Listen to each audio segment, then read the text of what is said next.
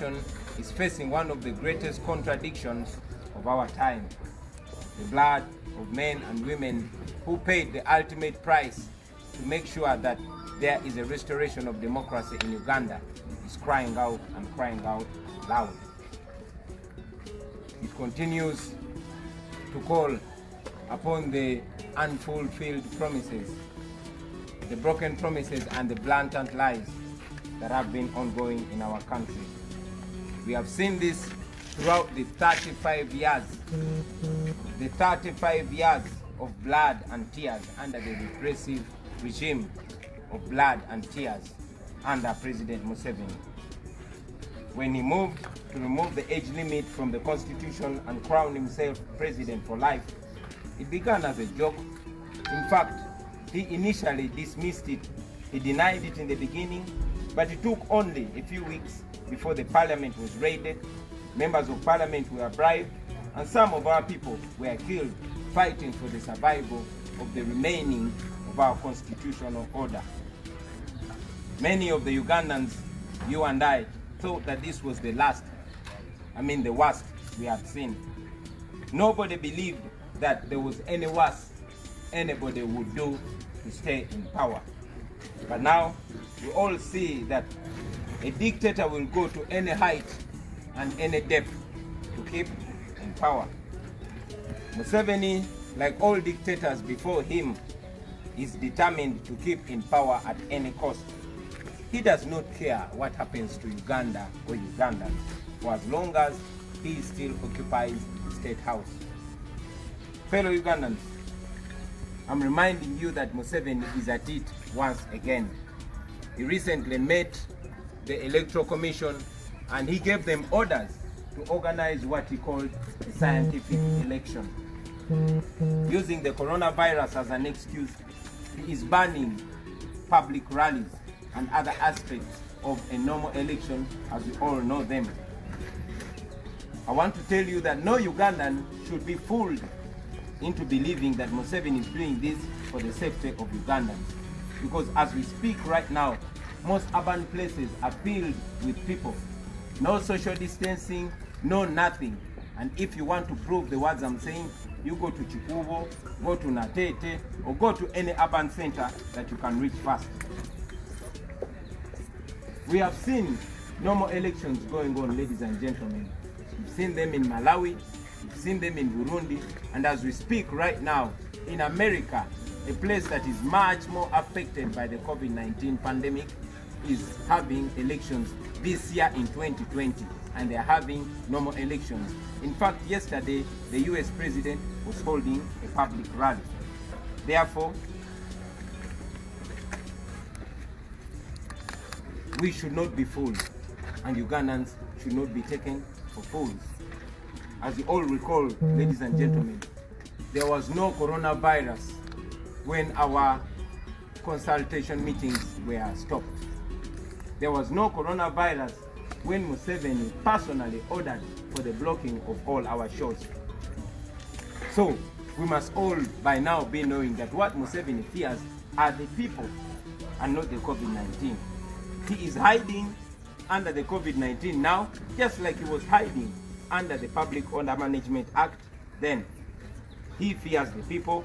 He does not want us to reach the people. Therefore, there is nothing like a scientific election, ladies and gentlemen. For us, what we're going for is a real election. A real election as envisaged by the law of Uganda, a real election as prescribed by the Constitution of Uganda. Ladies and gentlemen, a free and fair election means that everybody who has a right to vote can actually go and vote without being blocked, without being influenced by bribes or intimidation. It means all candidates are given equal opportunity to convey their messages to the voters so that the voters can make an informed choice. I've said this before, and I will say this again, that I, on behalf of the millions of oppressed and exploited Ugandans, will be taking on President Museveni in the forthcoming election, which we expect to be in 6 months. Let me say this again. I, on behalf of the millions of oppressed and exploited Ugandans, will be taking on Museveni in the next presidential election in 2021.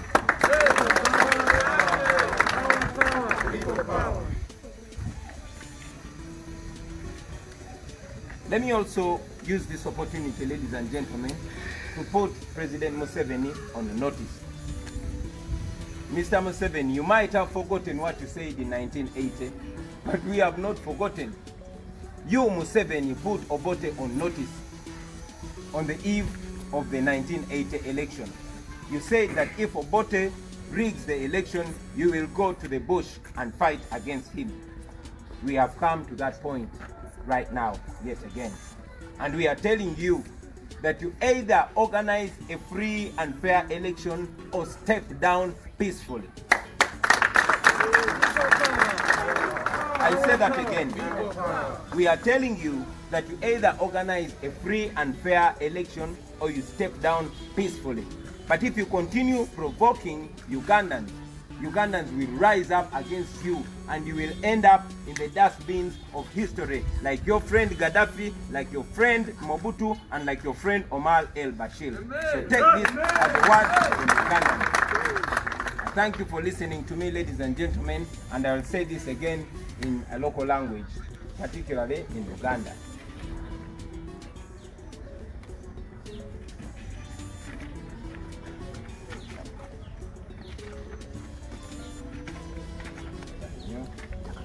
Basebo ne banyabo abakyala n'abaami ab'ekitiibwa bannayuganda mbasaamu nnyo ekitiibwa era ne mbebaza olw'okusigala nga muli bagumu newankubadde ensi yaffe buli omu akiraba nti kati eyimiridde ku musingi oguli okukankana, omusingi ogwayegeyege. Olwaleero nate era tusisinkanye mu kaseera akazibu eggwanga lyaffe ligasimbaganye n'ebimu ku bintu ebitategerekeka mu biseera byaffe eby'obulamu.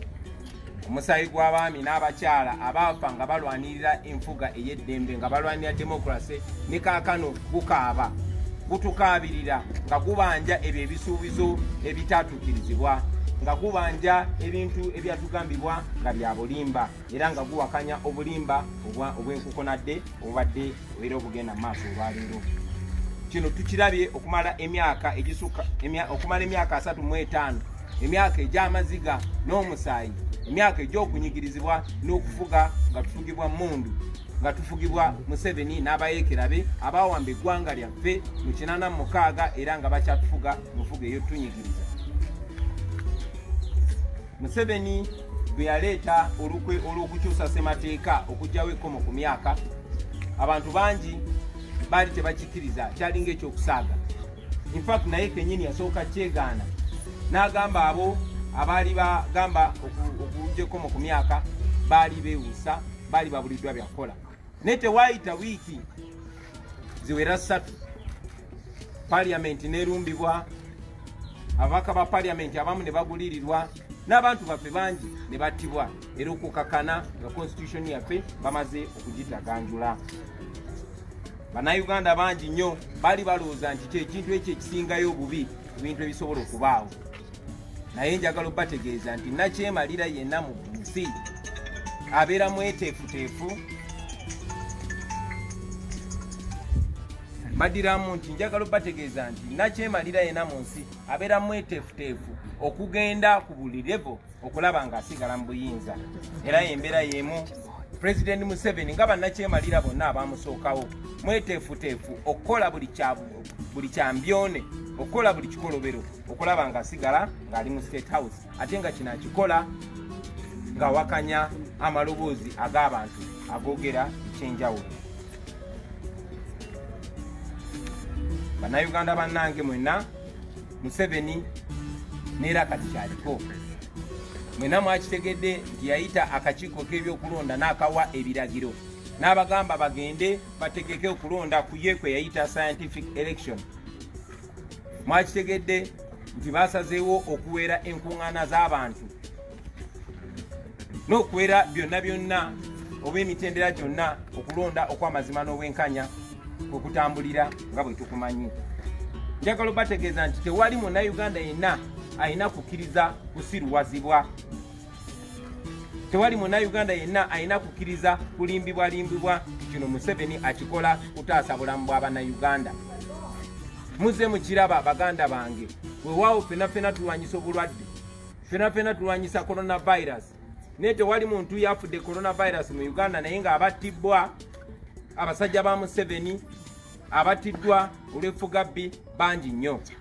Kale nno njagala obategeeza nti Museveni kyatya be bantu, akimanyi abantu bamukoowa, akimanyi talinayo buwagizi mu bantu, era akimanyi nti ensi yonna egenda kiraba singa tutuuka mu kampeyini. Yensonga lwaki agezaako okukozesa coronavirus okulemesa abamuvuganya, okulemesa ffe abalwanyizi b'eddembe okutuuka mu bantu. Bwe twogerera olunaku lwaleero, buli kabugabuga mu Uganda kajjudde abantu. Tewali bya social distancing, tewali kintu kyonna. Oyo awakanya kyenjogerako njagala agendeko mu kibuga olwaleero, njagala ogendeko mu kikubo olwaleero, njagala ogendeko e Nateete olwaleero, oba genda mu katawuni konna akakuli okumpi. Amawanga mangi nnyo ago agalina okulonda okugenda maaso omwaka guno 2020 gagenda maaso n'okulonda ng'amateeka bwe gagamba. Tulabye Malawi nga waliyo okulonda, tulabye Burundi nga waliyo okulonda, ab'e Tanzania bagenda kulonda mwaka guno, n'Amerika ensi esinze okuyisibwa obubi ekirwadde kya COVID-19 bagenda mu kulonda okw'abantu bonna.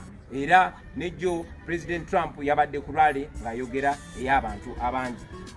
N'olw'ensonga eyo akakiiko k'ebyokulonda akakolera Museveni, mwami Byabakama ne banne tebalina kutwala Bannayuganda ng'abawumbatuutu, tebalina kutwala Bannayuganda ng'abatalina magezi gw'ejaabwe. Ffenna tukijjukira bannange tewaliwo coronavirus bwe balemeseza consultation zaffe. Tewaliwo coronavirus Museveni ye kennyini bwe yalagira balemese show zaffe okugenda maaso. Luli yali yekweka mu Public Order Management Act, kakati yekweka mu coronavirus. Kyatya be bantu okumanya amazima n'okwongera mu maaso okugula amaaso gaabwe. N'olw'ensonga eyo tewagenda kubeerawo kintu kyonna kye bayita scientific election. Ffe kye tugendamu kwe kulonda kwennyini nga bwe kulagirwa mu mateeka okutuuka ku bantu. Nkiddamu nti tewagenda kubeerawo ku ludda lwaffe kye bayita scientific election. Tugenda mu kulonda ng'amateeka bwe googera. Okulonda ng'abantu bonna balina okwenyigira mu kulonda. Okulonda okw'amazima n'obwenkanya kitegeeza nti abantu baweereddwa omukisa okuwulira okuva eri abo abakulembeze abaagala babalonde basobole okusalawo nga bamanyi kye basalawo, si bino ebyokudongoowaza abantu ne bababuzaabuza ne bamala nga babakozeseza okusalawo okwo okutagwanidde okutagenda bayamba. Kino nakyogerako gye buvudde, nzize nkyogera nene guno omukisa kangukozese nagwo ziremu nkyogere nti nze kamwe akoogera ku lw'obukadde n'obukadde bw'Abannayuganda abanyigirizibwa. Ngenda kwesimbawo okuvuganya Museveni ate tumuwangule mu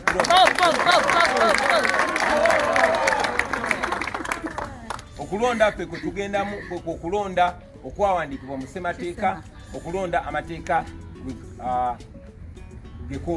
okulonda okwogerebwako mu mateeka. Naye ate baganda bange kankozese n'omukisa guno President Museveni okumwasanguliza mu lwatu. Mwami Museveni oyinza okuba nga gwe weerabidde bye wayogera ng'oli ku myaka gyaffe mu mwaka gwa 1980 naye ffe tetwerabidde ssebo. Gwe Museveni wateeka Obote ku notice, walaalika Obote n'omugamba nti singa agezaako nabba akalulu ka 1980 ogenda mu nsiko omulwanyise.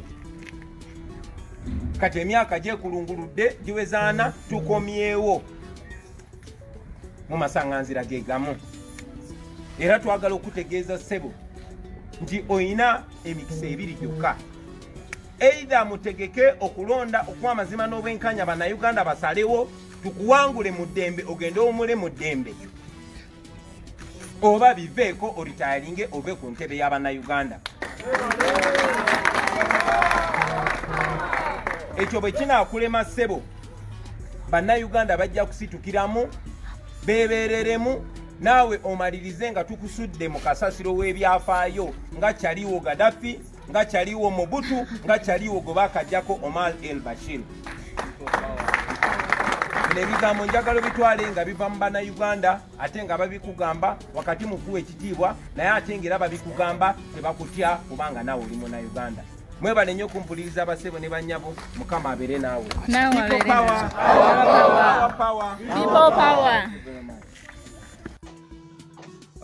Ebintu ebyo byabaddewo lunaku lwaggulo.